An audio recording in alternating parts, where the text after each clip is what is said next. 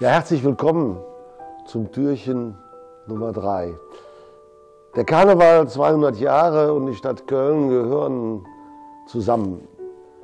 Es ist einfach ein Riesenfest für diese Stadt jedes Jahr, diese Tausenden, Millionen von Menschen in der Stadt begrüßen zu können. Und von daher ist es natürlich toll, wenn die Protagonisten der Stunde Null, die Vertreter der Protagonisten, sich ins Goldene Buch der Stadt eintragen durften. Also neben Kaisern und Königen, neben staatspolitischen Führern und Schauspielern, weltberühmt sind jetzt auch die Roten Funken nach 1998 zum 175-jährigen wieder eingetragen im Goldenen Buch der Stadt.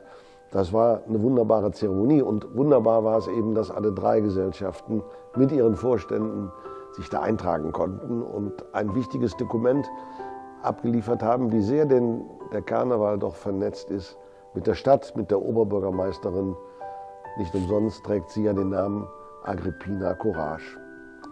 Die Podiumsdiskussion wurde dann nochmal bunt und lustig im Anschluss an diesen festlichen Eintrag und in der Erinnerung bleibt ein großer Tag.